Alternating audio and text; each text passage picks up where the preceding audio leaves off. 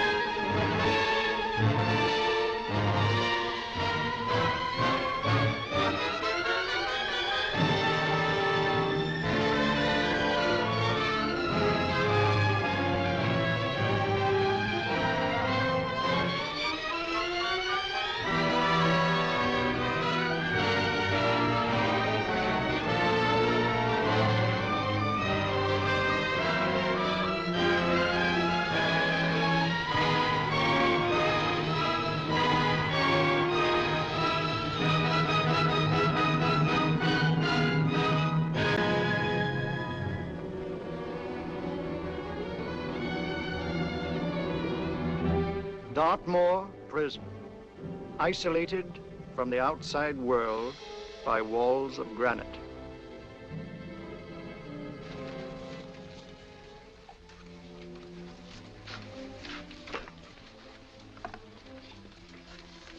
They say you could get out of here by merely telling what you know. You may or may not be another Scotland Yard bloke. But I'll give you the same answer I gave the others. I still have 2 years, 8 months, and 6 days left in which to make musical boxes. That'll be sold at auction for the benefit of this delightful sanctuary. And I intend to serve them.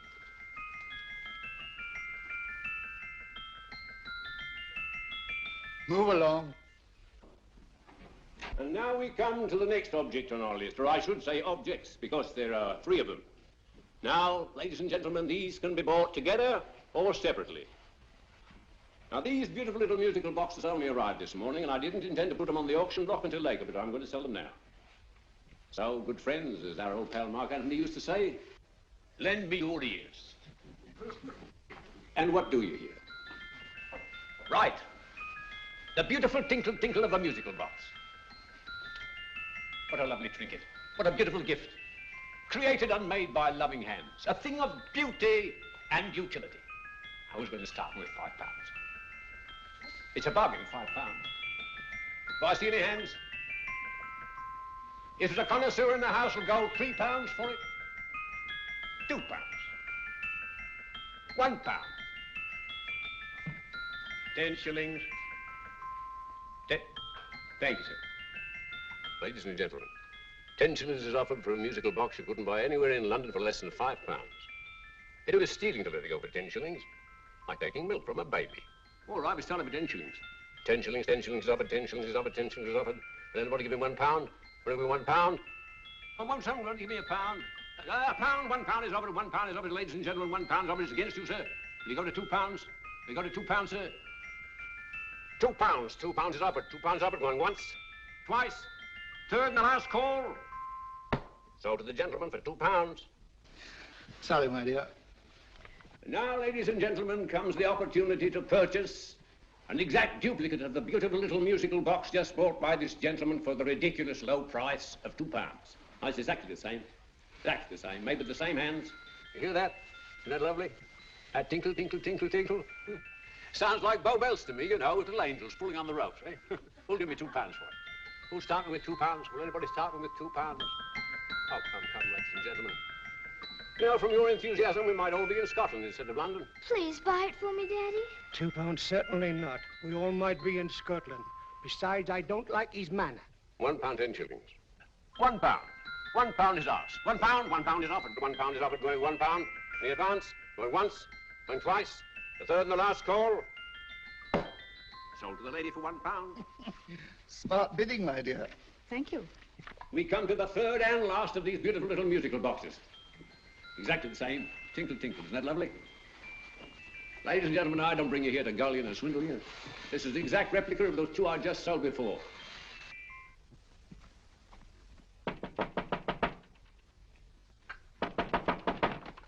We're closed. But this is extremely important. Come in, sir, come in. I'm sorry to disturb you, but I was unfortunately delayed from arriving in time to bid on certain articles which I was rather anxious to obtain. Oh, perhaps they weren't sold, sir. We are carrying several things over. What might the articles be, sir? 3 identical musical boxes, about so large. Oh, I'm sorry, sir, but they were sold. Pity you weren't here to bid on them. They didn't bring anything like the real value. I'm most anxious to obtain them. I wonder if your records would show who the purchasers were. Oh, we don't usually give out that information, sir. For certain, shall we say, sentimental reasons, I'm most anxious to get in touch with the purchasers. I'd be willing to pay, shall we say, £5. Well, for certain sentimental reasons, sir, we'd be very happy to oblige. Alfred, today's sales. The 3 musical boxes. Musical boxes, oh. Ah, here we are.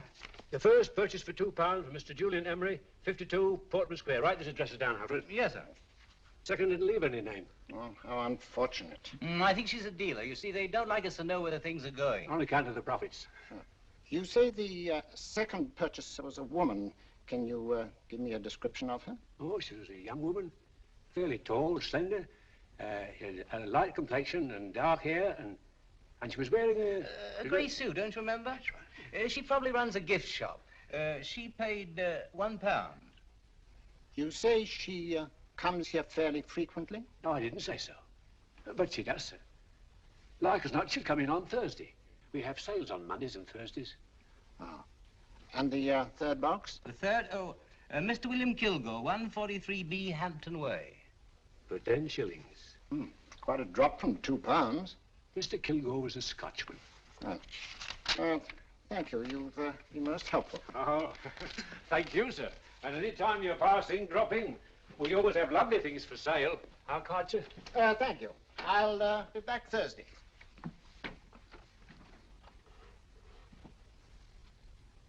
The message reached us too late. Musical boxes are being sold. Well, let's get out of here.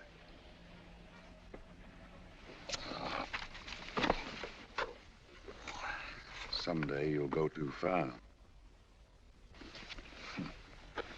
Reaching for a star, you fool. Yet a fool may touch a star, Colonel Cavanaugh, if he but reach high enough. But not possess it as you would. The musical boxes, they've been sold. What a pity for you, my dear Colonel. Is it my fault that the message reached us only an hour ago? Is it my fault that they were sold? You can't hold me responsible for that. Hope for your sake you're right.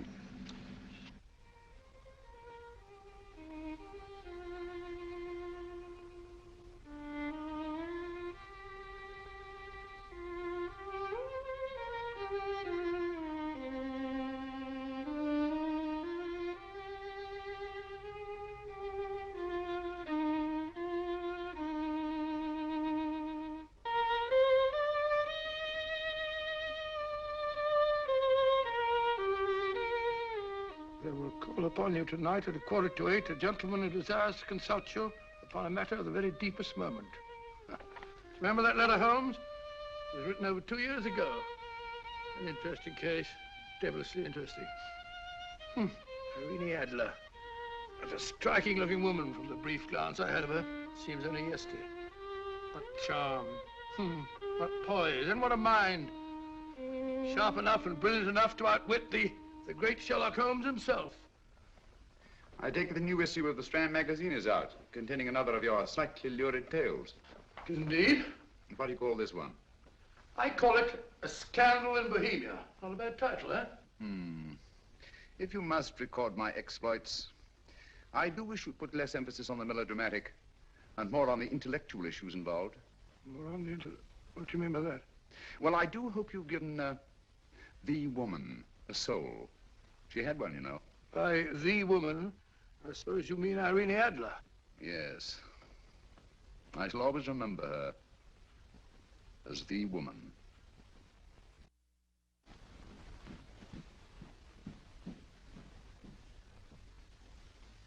Come in.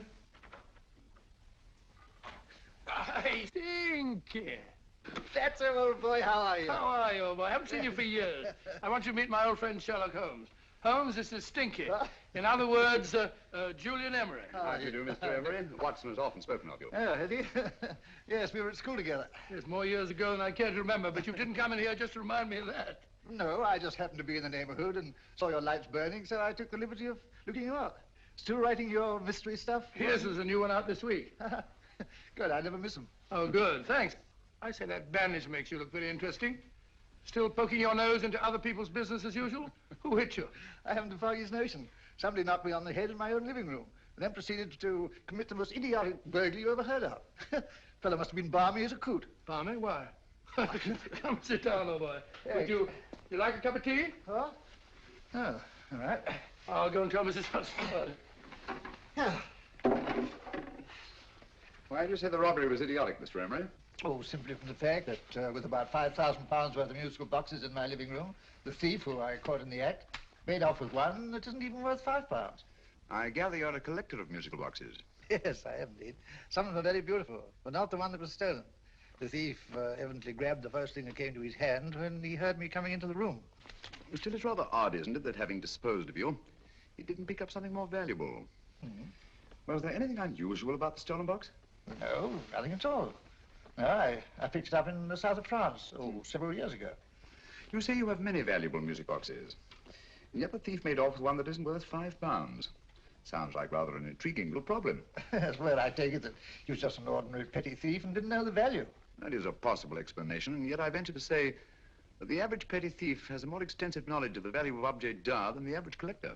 Well, anyway, that's Scotland Yard's theory. They didn't get very excited about it. That's consistent anyway.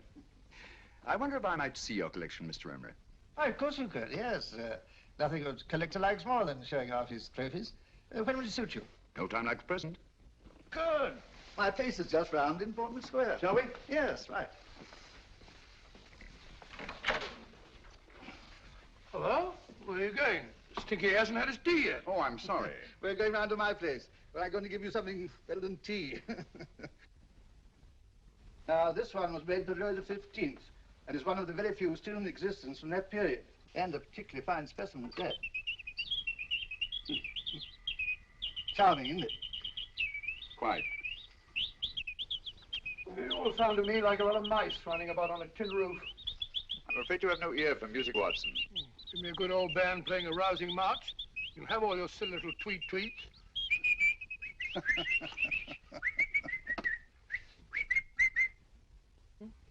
Another one.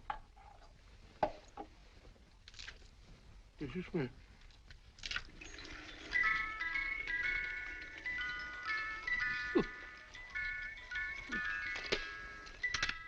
Stupid thing. Singing rabbit. What would you say offhand is the value of a box like that, Mr. Emery? Well, it's hard to say offhand, but I think we'll bring about £500 or £600 today. It's the gem of my collection. A thief who steals an oddity like a musical box passes up one worth £500 for one of almost no value at all. Odd. Very odd. What was the stolen box like, Mr. Emery? Oh, just a plain wooden box about so big. As a matter of fact, I have one over here almost exactly like it. I picked this up yesterday at an auction room in Knightsbridge. Paid only £2 for it. Of course, I wouldn't in the ordinary way add one like this to my collection, but the tune intrigued me. I'd never heard it before.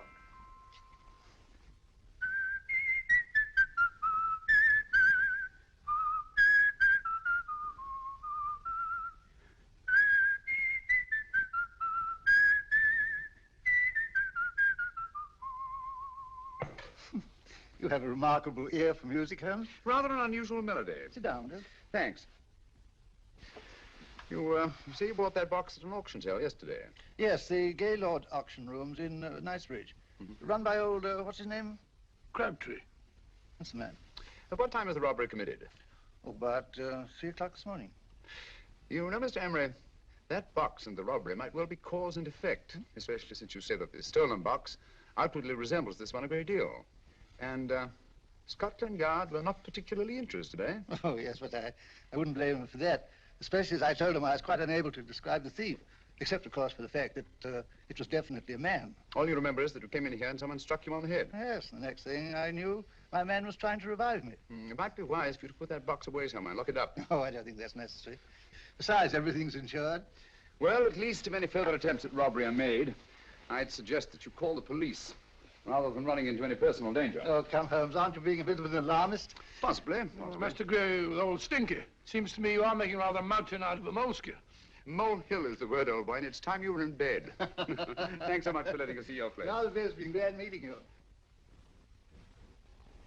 Holmes, I can't understand why you were so mysterious.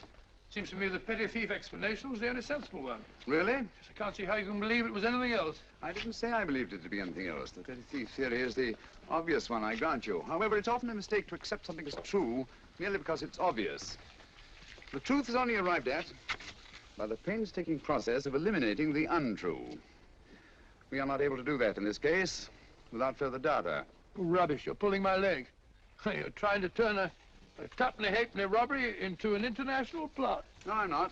I just hope that your friend Stinky is a little more cautious in the future, just in case.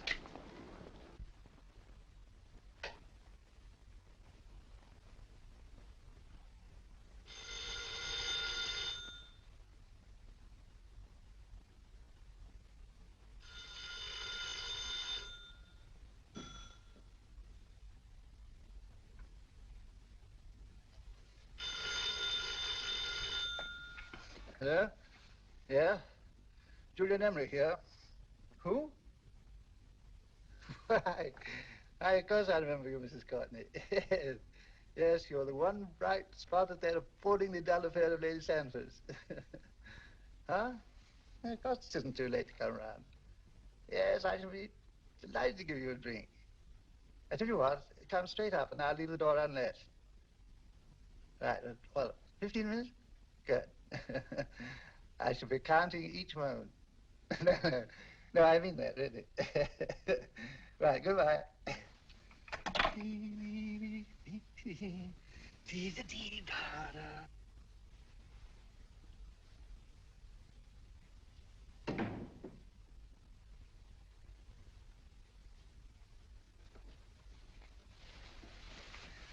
Boo!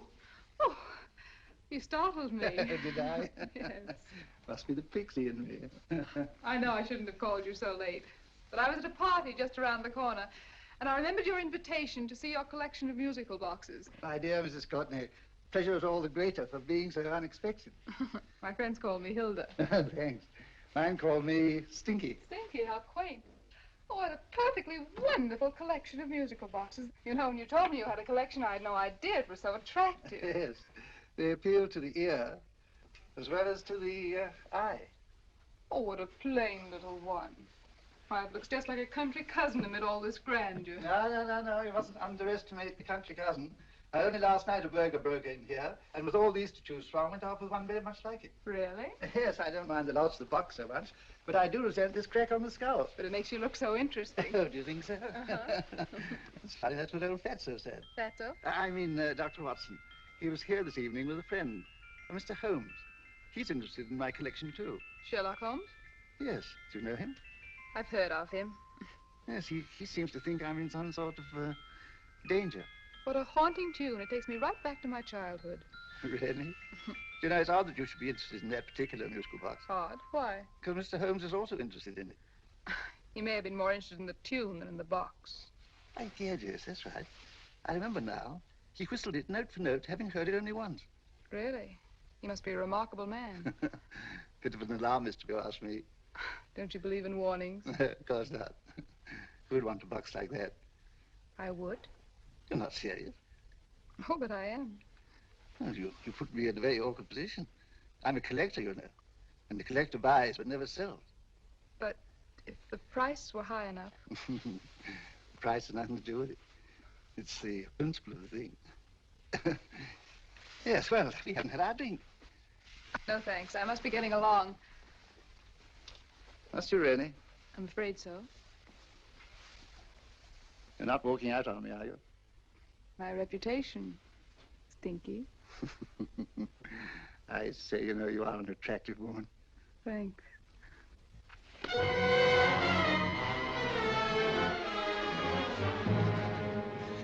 You fool. I told you to wait outside. What did you have to kill him for? All I had to do was walk out with this.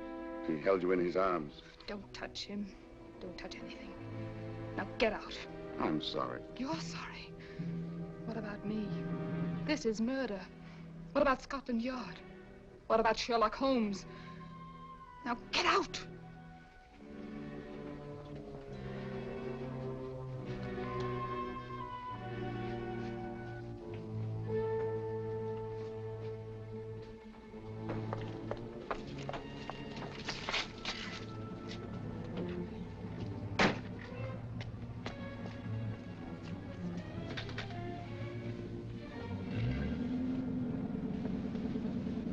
Did you get it? Good. Did you have any trouble with him? Just a matter of murder. Ah, Mr. Holmes. Hopkins. Thanks for coming so promptly. Inspector Lestrade suggested that I call through to you. Mr. Emery was the client of Mr. Holmes, Inspector. Indeed. You didn't mention that when I telephoned you, Mr. Holmes. Well, not exactly a client, Inspector. Sergeant Thompson? He was killed between the hours of 11 and 2 o'clock this morning, Mr. Holmes. Must have been someone he knew, someone of whom he had no suspicion. Poor old Stinky. It's all my fault. I should have prevented this. Well, there's no time to start talking about that now, Doctor. Apparently it's gone. That's the second attempt on the musical box that Emery bought at the auction sale. And this time it was successful. But that box was only worth £2. It was worth a man's life, Watson. I think we'd better pay a visit to Gaylord's auction room and that fellow Crabtree. Inspector, may I suggest that you make a complete search of this flat for a small, plain, musical box about that size? Thank you. Come on, Watson. You say the first box went to Mr. Julian Emery. The second to Mr. Kilgore, 143B Hampton Way.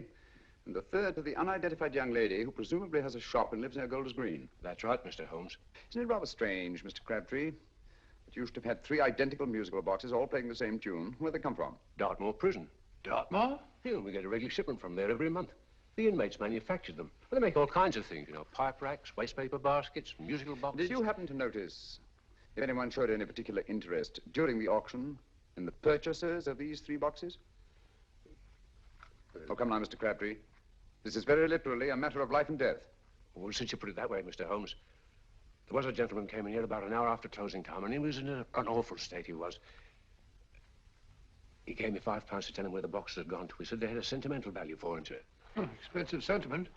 Can you describe him? He was tall, distinguished looking, and he had grey hair and a moustache. He was quite a gentleman, sir. What was his reaction when you were unable to supply him with the address of the young lady who owned the shop? I told him the young lady usually come back on Thursday. He said he'd come back on Thursday. Now, that's tomorrow. Thank you, Mr. Crabtree. You've been very helpful. Thank you. Come on, Watson. Where are we going now, Holmes? To the home of Mr. Kilgore, the man who bought the 3rd box.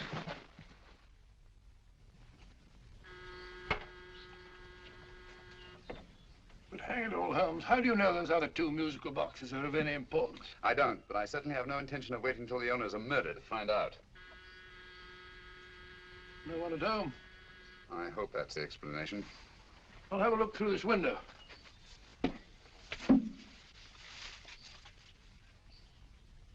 Doesn't seem to be anyone there. The place seems deserted as far as I can see. Yes. Mr. and Mrs. Kilgore at home? No. When do you expect them? Oh, in an hour or so. There's no use you're hanging about. They don't buy nothing from peddlers. Peddlers? My good woman, this is Mr. Sherlock Holmes. Sherlock Holmes? Oh, go on. Do you mind if we come in and wait? My business is rather urgent. Well, I've got to go out and do my shopping. And I don't know as Mrs. Kilgore like any strangers nosing about. It's quite all right, I assure you. Well, I've got to be off. You two wait in the parlour. And no smoking either. Mrs. Kilgore says it smells up the house. Funny old girl, Holmes.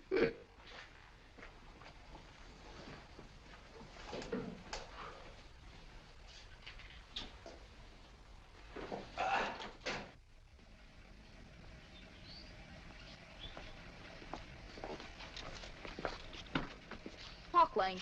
Park Lane? And what would the likes of you be doing in Park Lane? Now, don't worry about the fare, Ducky. If you knows how to get to Park Lane, up it.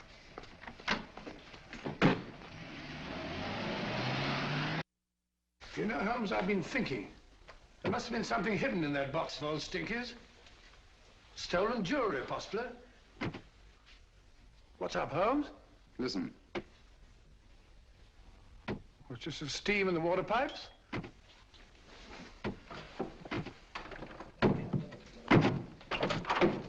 Watson! Great Scott! Come on, Holmes. Get on the chair here. It's all right, my dear. There. Now, don't worry. It's all over. There you are, dear. Don't cry anymore. She tied me up and shut me in the cupboard. I know. She won't come back. Did you show her your new musical box? Yes, she said she wanted to hear it play, and as soon as I showed it to her, she grabbed hold of it. I know. Now, don't worry. Nobody will buy you a new musical box. Yes, my dear, the best one in London. Watson.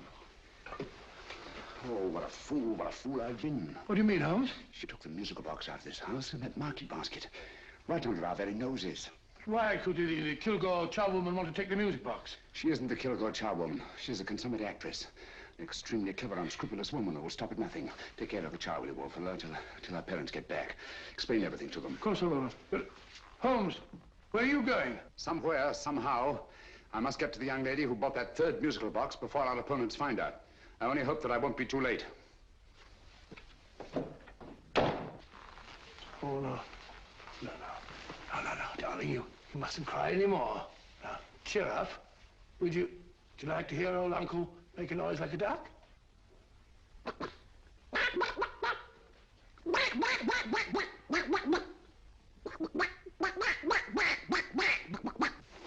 Oh, sorry.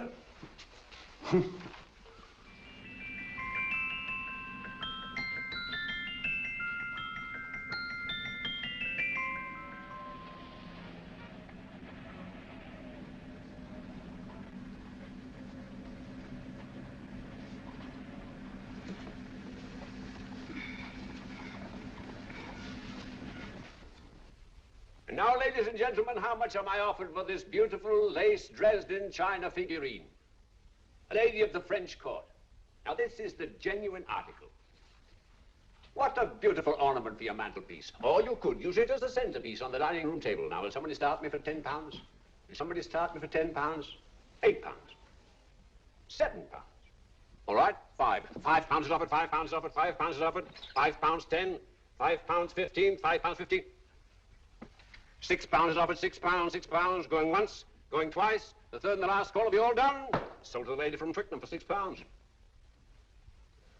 Next, we have a real museum piece, ladies and gentlemen. A fine 19th century doll. The costume an exact replica of the holiday clothes worn by the Hungarian peasant women. Now, ladies and gentlemen, an article like this will cost you from £15 to £20 in a West End shop.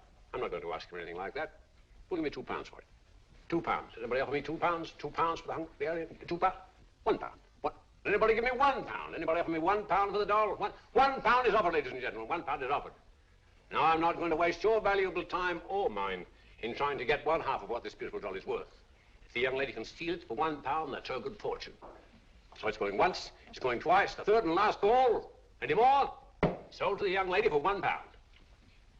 And now, ladies and gentlemen, may I draw your attention to something which may be a great surprise to you, worthy of any collection. The only other one like it is in the British Museum. It's a Ming vase of the 7th dynasty. This vase lay in a large collection somewhere outside Rome for over 2 centuries, I understand. It was discovered there by the noted antiquarian, Sir Andrew Coppleston. Now, some of you may remember Sir Andrew Coppleston. Besides being a noted traveller and antiquarian, he's also a gentleman rider. A girl with a parcel in her hands, that's her. Are you sure that's the girl? Well, she fits perfectly the auctioneer's description. Follow her, Hamid.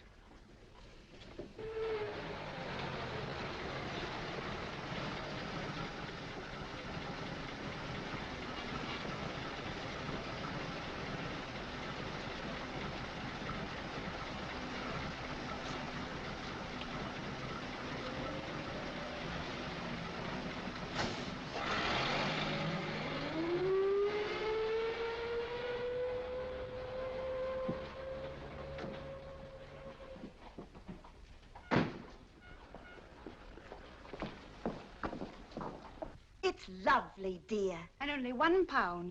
We can get at least 3 for it. Easily. I'll go make some tea. I could do with a cup. Right. Good afternoon. Good afternoon. I'm looking for a birthday gift for a 7-year-old girl. What would you suggest? We have some lovely dolls. Now, this Hungarian I think she has enough dolls already. Books are always welcome. Well, I'm looking for something a little different. Oh, that's rather cute. What is it? Oh, that's a musical box. Children always love them. And this is an exceptionally nice one. It plays many tunes.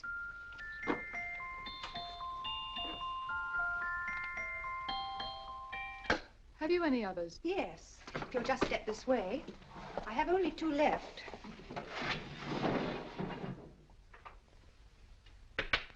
How nice.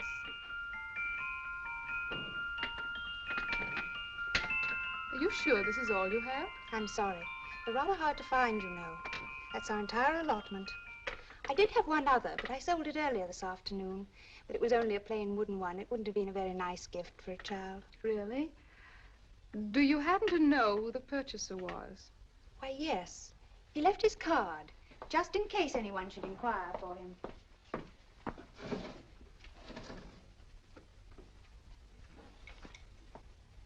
How interesting. I'm sorry, but I'm afraid I'll have to look a bit further. Thank you anyway. Good afternoon. Thank you.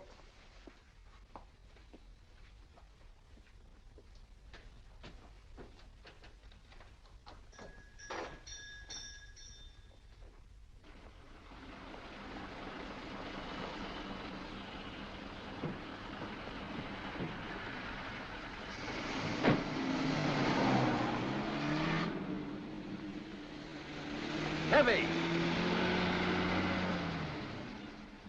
Follow that cab. Here now, what? Scotland Yard. Hop in.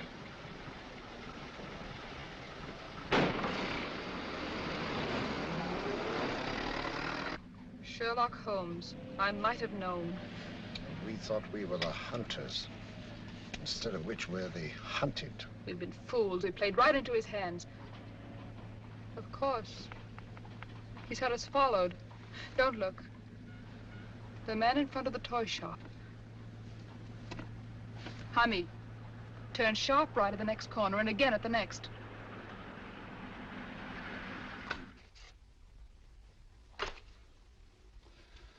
No photograph of her, Commissioner, as I expected.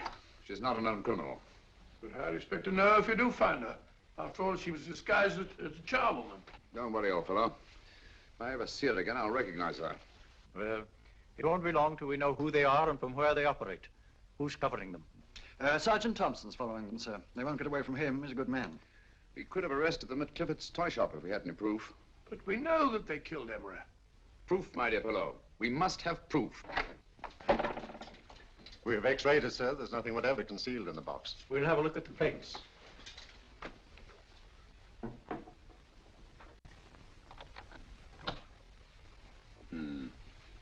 There must be some clue. And it's probably so obvious that we've all overlooked it. Seems to me we're up against a bunch of lunatics. Not lunatics, my dear fellow. Extremely astute, cold-blooded murderers. Well, what can these little musical boxes have in them that's so important? Don't forget, they were made in Dartmoor prison. You can smuggle stuff into prison, but not out. You want us to break the box apart, sir, to see if there's anything the x-ray hasn't caught? No, not yet. Do you mind if I take it? Certainly. Thanks.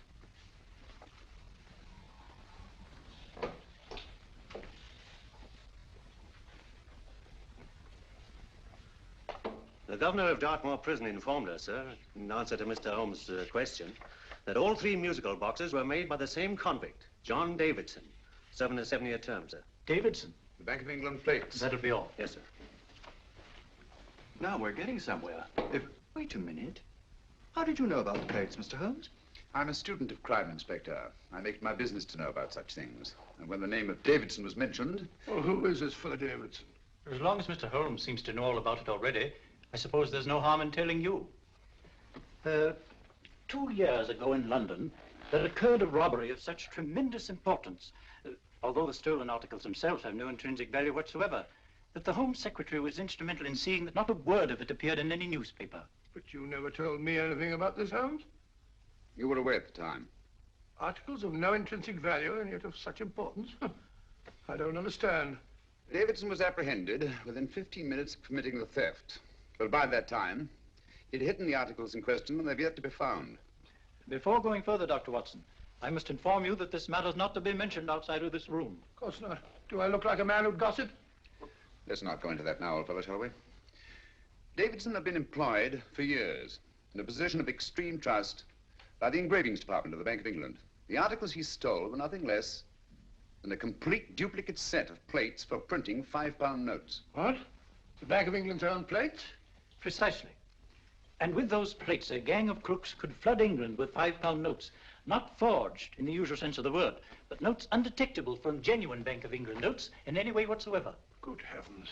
Any whisper at all might have resulted in enormous damage in shaking public confidence in the Treasury. We tried everything after we arrested Davidson. Offered him a shorter sentence if he'd tell us where he'd hidden the plates. Why, we even put in Scotland Yard men with him as cellmates, but no results. Obviously, Davidson is a man of strong character and infinite patience.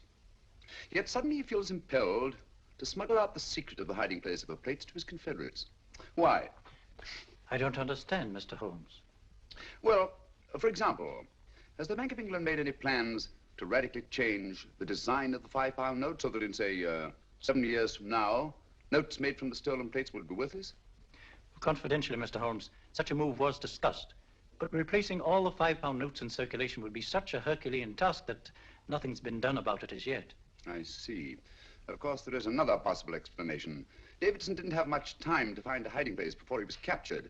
He may be afraid that the plates will be accidentally discovered before he's released. Hence his anxiety to communicate their whereabouts to his confederates as soon as possible. I believe you've hit it, Mr. Holmes. I'm sure that the message is contained in this musical box. Or rather, in all 3 musical boxes, since possession of all 3 seems to be essential. Our opponents have 2/3 of the puzzle, we have 1/3. Well, what are you going to do, Holmes? Try to deduce the message from the 1/3 that we have.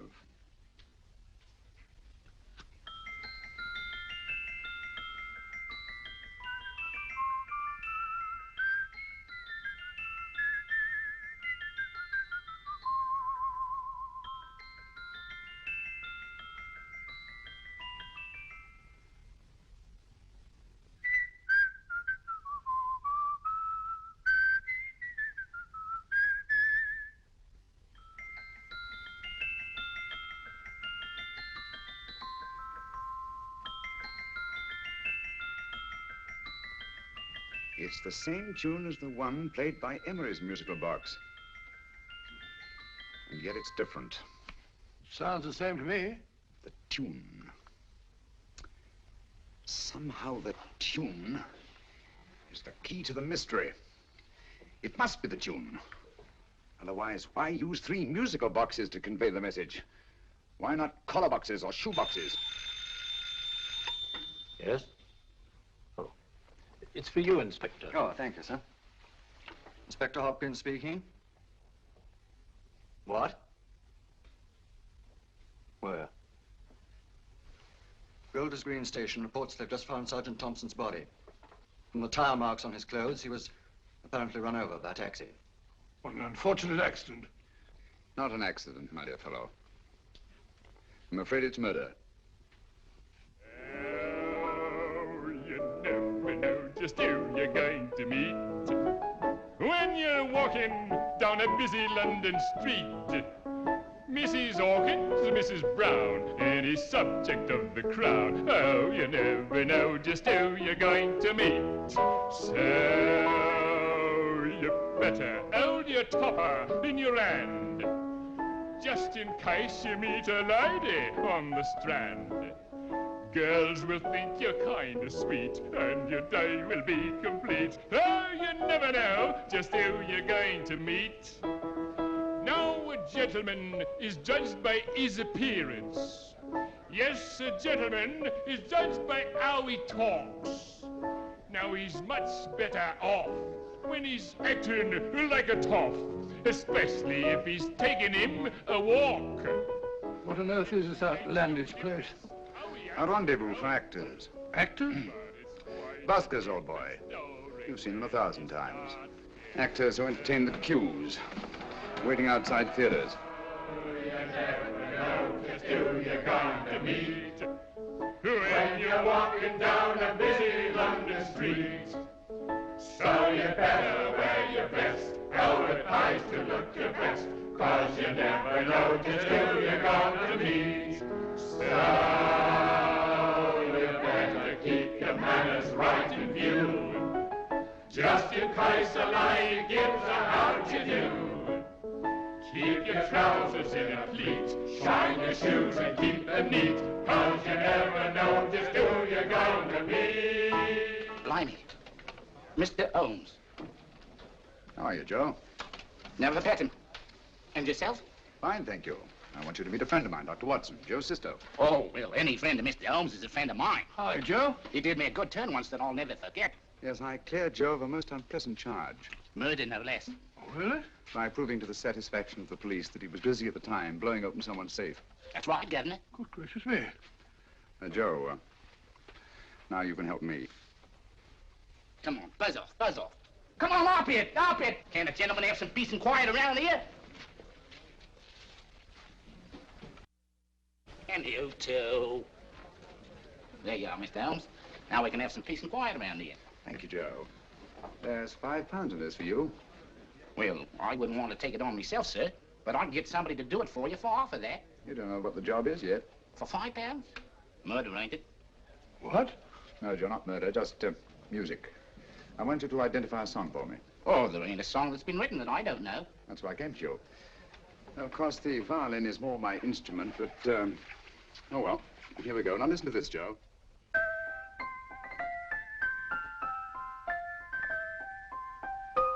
Wait a minute. You're playing that wrong. That should be E natural, not E flat. You know the song? Oh, yes. It's an old Australian song called, The Swag Man. But you're playing it all wrong. That's what I hoped you'd say. Now, listen again, Joe.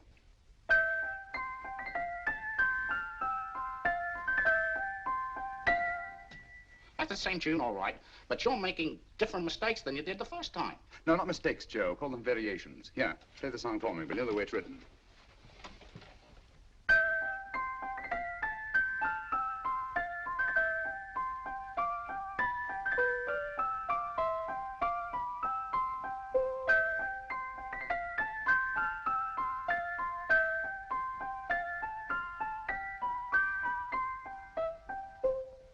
There you are.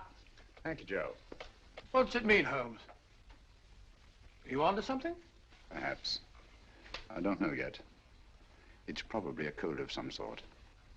Joe,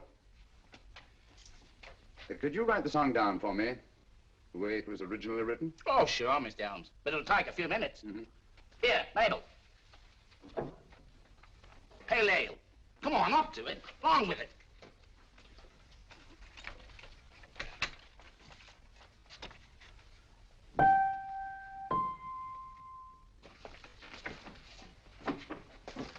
Well, obviously it isn't the lyrics. No combination of those words made any sense at all. The variations in the way Emery's musical box played the tune are different from the variations in the one we have. You sure? Quite. You see, I took the trouble to memorize the tune as played by Emery's box that night we were with him in his flat. Holmes, you amaze me. Elementary, my dear fellow. One of the first principles in solving crime is never to disregard anything, no matter how trivial. But why the 3 boxes? Why not 1? Because the message was obviously too long to be conveyed by any one variation. Then there's the 3rd box, the one that woman took from the Kilgores. That contains yet another set of variations. Yes, well, it's all beyond me. Well, all we have to do now is to find the secret of the variations. Not a very easy problem to solve, my dear fellow. Hello. What's up? We've had company.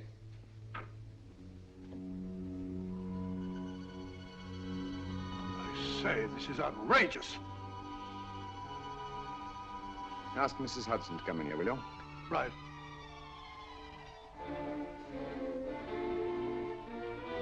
Mrs. Hudson? Yes? Oh, there you are. Will you come up here at once, please? Coming, sir.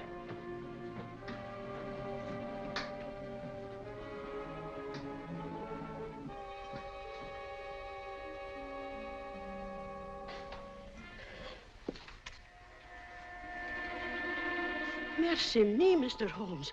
What has happened? Who called while we were out, Mrs. Hudson? Just a young lady. The one who said you wanted her to wait for you.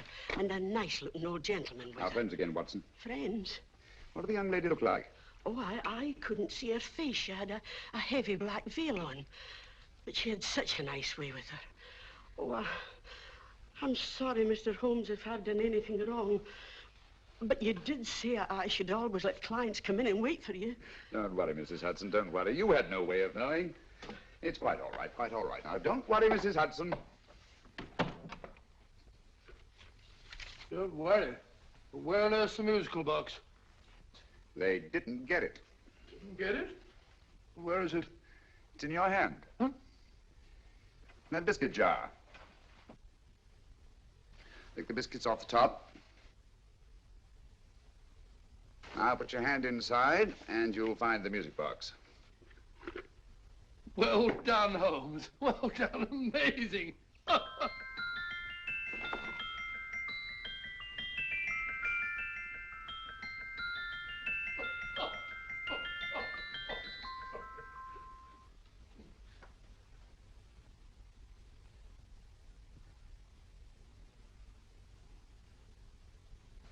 Phew. Nice fresh smell. Like a pub after closing time.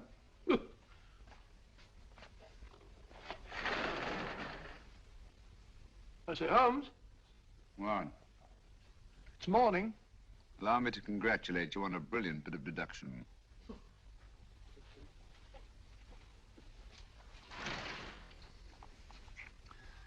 It's not a transposition, not a polygraph transposition, not a trigraph, nor any known form of decoding. How about the Morse code? Have you tried that? Yes, at about 3 o'clock this morning. I'm sorry, old man. I was only trying to help.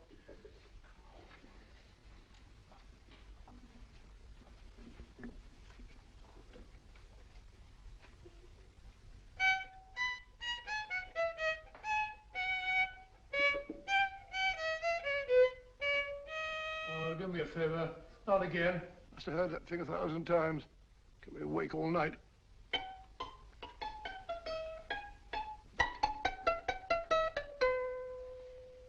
Not a very distinguished composition, I grant you. You know perfectly well I don't know one tune from the other. When I was a kid, my people tried to have me taught the piano. I've always felt sorry for that old teacher of mine. The poor old girl finally reached the point of numbering the keys for me. 1, 2, 3, 4. Even then, I never progressed beyond... Numbering the keys, Watson. The 19th key of the keyboard is the 19th letter of the alphabet. S. Here. Write it down when I give it to you, old fellow, will you? The first altered note. Write S first. Now, the 8th key is H. The 5th key, E. The 12th key, L. The 6th key, F. S-H-E-L-F. Shelf. Your piano lessons were not in vain, old fellow. You've solved it. Thank you. Oh, thanks, Owen. Hold it. We now have 2/3 of the message. Behind books, third shelf, secretary, Dr. S. Presumably, these are the first and second portions of the message. And this gang has the first and third parts of it. Precisely. Then it's a stalemate? Yes, Commissioner, but we can't leave it like that. There's no doubt in my mind that they will try to secure our third of the message that's missing. Well, I assume you've taken every precaution to guard the Clifford music. Oh, yes, it's carefully hidden at Baker Street with Dr. Watson on guard. However, I'm reasonably certain that, difficult as it may be, we can find the plates even without the missing part of the message. Behind books, third shelf, secretary, Dr. S. And outside of the fact that Davidson hid the Bank of England plate somewhere in London, Mr. Holmes, I don't see that we've progressed at all. Allow me to point out to you, sir, the key words, Dr. S. It looks as if the plates were hidden in the house of the doctor. Whether S stands for his first or last initial remains to be determined by a process of elimination. Well, there must be 10,000 doctors in London with S for a first or last initial. Precisely. And every one of them will have to be questioned in person. That's why I say this is a task for Scotland Yard. It's a task, all right. But Scotland Yard has searched worse haystacks and found a needle. Well, for the time being, I'll leave the matter in your hands, gentlemen. We'll call you if and when we get a lead on our mysterious Dr. S. Thank you. In the meantime, I intend to follow up a little clue concerning a cigarette.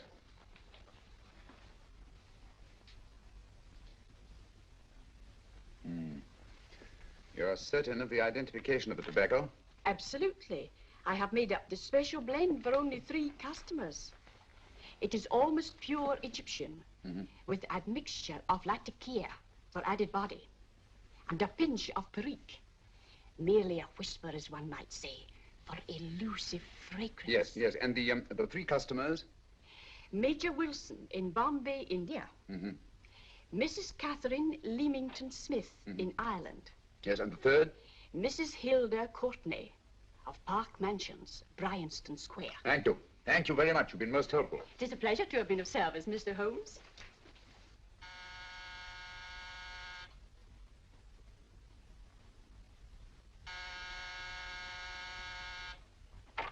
Yes? Mrs. Courtney? Yes. My name is Sherlock Holmes. Do come in. Thank you. I've heard of you, of course, Mr. Holmes.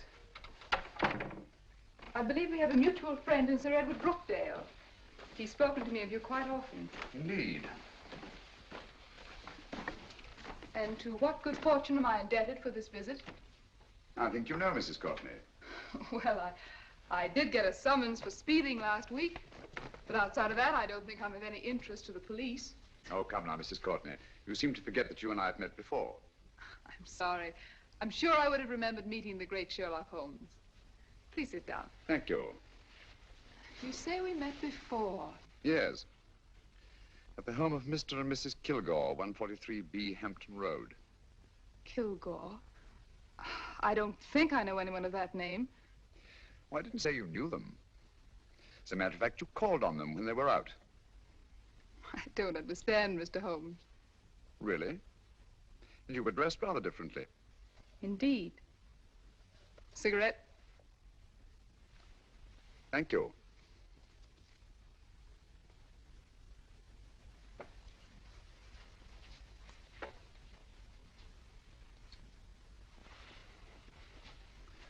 Thank you.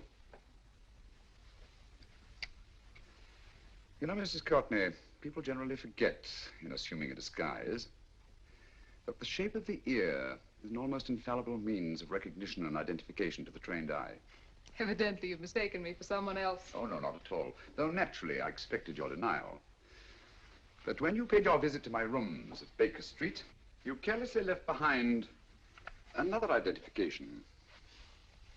They're identical, aren't they? Yes, I must admit they are. You see, Mr. Holmes, to catch one as clever as you, I had to use a very special lure. I knew you'd be unable to resist the bait of my cigarette, having read with great interest your monograph on the ashes of 140 different varieties of tobacco. I should advise you not to move, Mr. Holmes.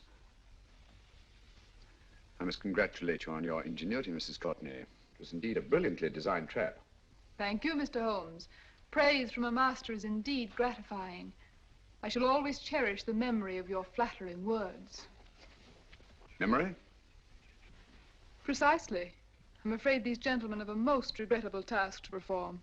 Unless, of course, you care to turn over the missing musical box with your pledge to take no action against us in the future. I'm afraid that will be impossible. I thought that would be your answer. Hamid! Careful! Careful. There's no need to be unnecessarily rough with our distinguished guest. You realize, Mr. Holmes, that your demise will not take place here. The corpus delicti, you know. Well, naturally. Shall we go? It's so fearfully awkward having a dead body lying about. Don't you agree, Mr. Holmes? Another dead body shouldn't weigh too heavily on your conscience, Mrs. Courtney.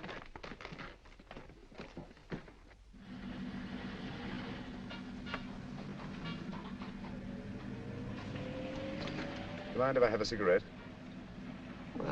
Don't see why not.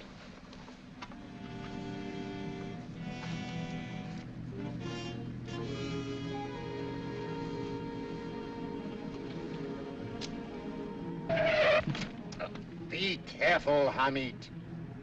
It's the brakes, they bind. Thank you, Colonel Kavanagh. It's very considerate of you.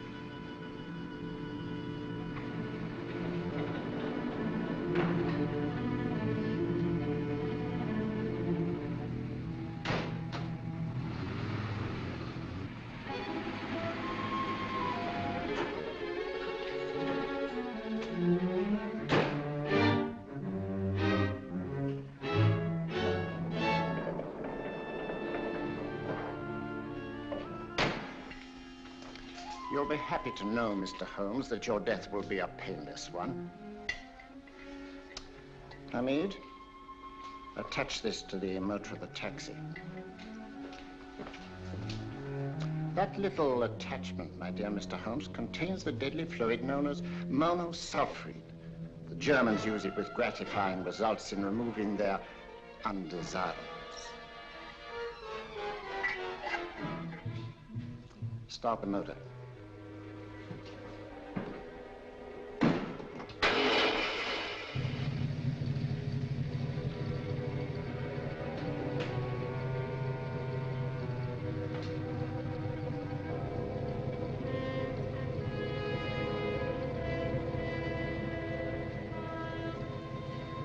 Tape his mouth.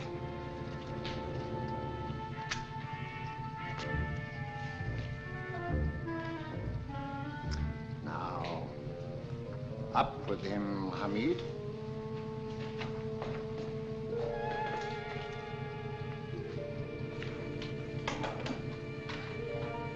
You find yourself like Muhammad's coffin, Mr. Holmes, suspended between heaven and earth. Plenty of fuel in the tank? Good. It would be too bad to have anything go wrong through so simple an oversight.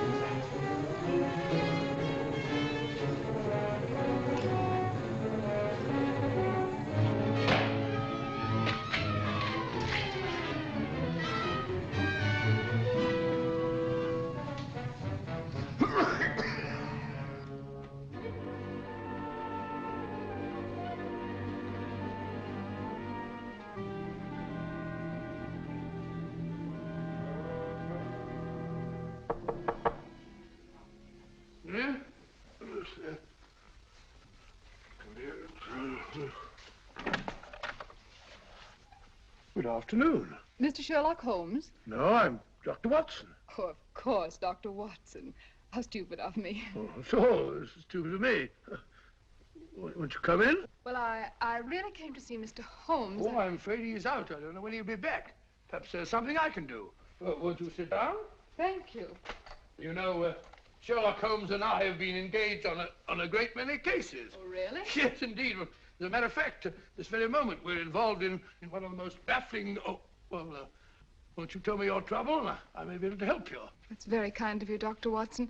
Perhaps if I wouldn't be imposing too much. Imposing? Oh, there's no imposition. No imposition at all. A pleasure, I assure you. Now, tell me all about it, Miss Williams. Mrs. Williams.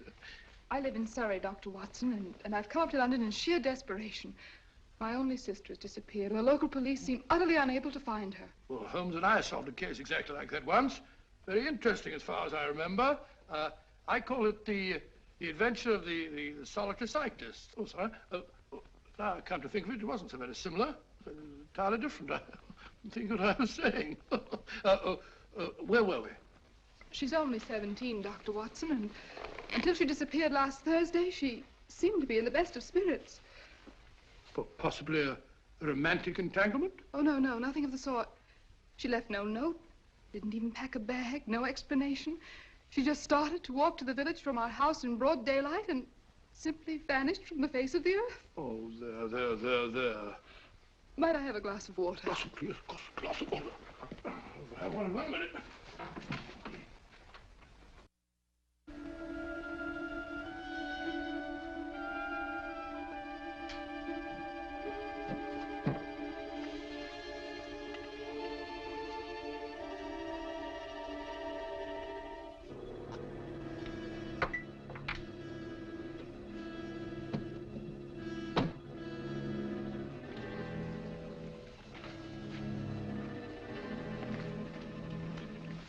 There you are, my dear. Thank you, Dr. Watson. No, you're not to cry anymore. You must pull yourself together.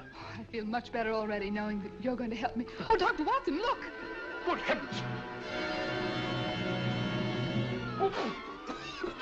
Get through the fire brigade, quickly! Haven't you a fire extinguisher? By George, we have in the kitchen.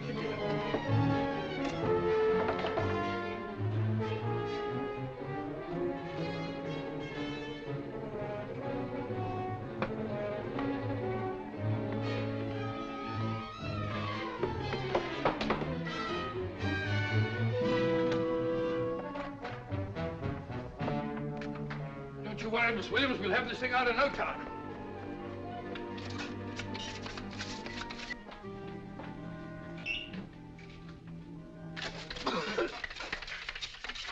Ah, that's got it. Get some air. Well, you see, there was no need for the fire brigade after all. I hope you weren't too frightened, Miss Williams. Oh, gone. What's the trouble with them? They always lose their heads in an emergency. Well... a musical box. Great Scott! Miss Williams!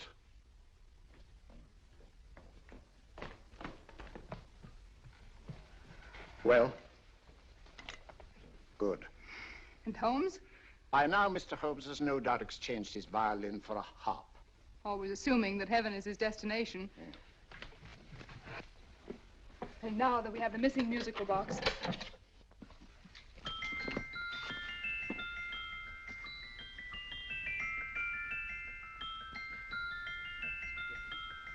Nineteenth note. 19th letter. S. He hasn't been there, you say? Holmes, where on earth have you been? I've been trying to get you at the club, at Scotland Yard, all over London. You were looking for me in the wrong places. Holmes, terrible things happened. I've been duped. That woman, she made a complete fool of me. Well, what do you mean? Well, she came here, let off a smoke bomb. I thought the whole place was on fire, and my first thought was to save the musical box. No need to say any more. She has the box. Yes. Don't blame yourself too much, old fellow. She's an extremely clever antagonist. Smoke bomb, you said? Well, you can console yourself with the thought that your charming friend is at least a reader of yours. What do you mean? If I remember correctly, you wrote about my little experiment with smoke and the cry of fire in a story you entitled A Scandal in Bohemia, which has just appeared in the Strand magazine. All right, old boy. Don't rub it in. Well, it may cheer you up to know that you made a fool of me, too. Ah, that cigarette stub was planted here for one express purpose. We're going to bandaging around this place. Bandaging? What's the matter, Holmes? You hurt? Explanations will have to wait until later. At the moment, we're faced with a problem which I fear is insurmountable. Come over here, old boy, will you? Right. Our opponents are in possession of all three parts of the code. And here are we, while the Bank of England plates pass into their possession. Cheer up, old fellow, cheer up. As Dr. Samuel Johnson once said, there's no problem the mind of man can set that the mind of man cannot solve. What's that, old fellow? I was just quoting Dr. Samuel Johnson. He said there is Thank you, Watson, thank you. Leaving the front reception room, we come into the main hall, where Dr. Johnson was in the habit of passing through to have his meager meals in the dining room opposite, in company with his friend and biographer, James Boswell. We will now pass up the stairway, which remains in its natural wood finish, just as it was when the good doctor was here. The framed etching on the wall is believed to have been presented to Dr. Johnson by the distinguished painter, Sir Joshua Reynolds. I've been told here that picture was given in by Mrs. Thrale, and it's definitely not a Reynolds. Is that important, my dear? Oh, I'm sorry. This way, ladies and gentlemen, please, this way. Move along, children, move along. The secretary's not on this floor. Patience, Hamid.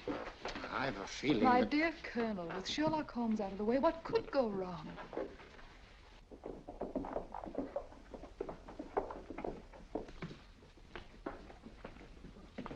And here we have the Garrett Library, in which Dr. Johnson wrote his famous dictionary, and in which you will see also many of the great man's books and other items of interest. Step forward, ladies and gentlemen, please. Step forward. Standing in the corner is the secretary, which contains many of the original works by the literary genius. On this table, Dr. Johnson's cat, Hodge, used to sleep while his master worked. A strange thing about this cat, ladies and gentlemen, was its love of oysters. They do say that the dear doctor often went hungry to find the cat that delicacy. What a pity. Now we will visit the grey room, which is immediately below us, in which you will see the very bed in which Dr. Johnson died. What did he die of? Gout. Just gout. This way, ladies and gentlemen. Mind the steps, please.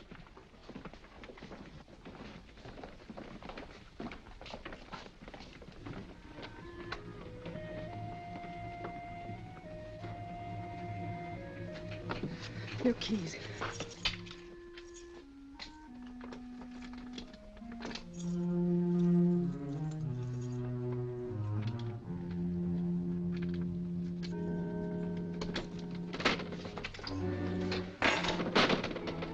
Third shelf up.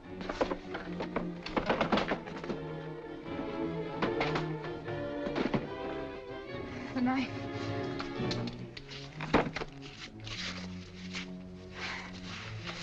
Gentlemen, the Bank of England plates. Well, Mrs. Courtney, so we meet again. No, I shouldn't do that if I were you, Colonel Cavanaugh.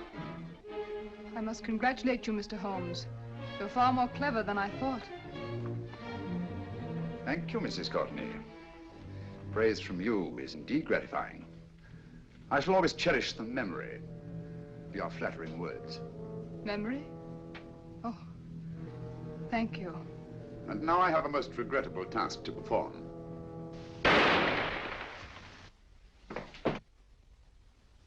Holmes! Coming, Holmes! Holmes, you all right? Perfectly, thank you, old fellow, but I think this gentleman on the floor requires some medical attention. We must see that he looks his best, you know, when he's hanged. Take them in charge.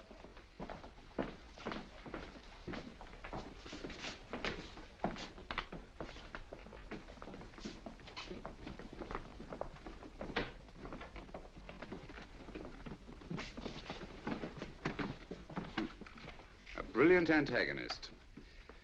It's a pity her talents were so misdirected. Will you see that these plates are returned to the Bank of England, Inspector? I still don't understand how you solved it, Mr. Holmes. It's entirely due to Dr. Watson. He gave me the clue when he mentioned Dr. Samuel Johnson. Well, congratulations, Doctor. Oh, thank you, Inspector. I don't think I'd have done it entirely without Mr. Holmes' help, you know. Oh.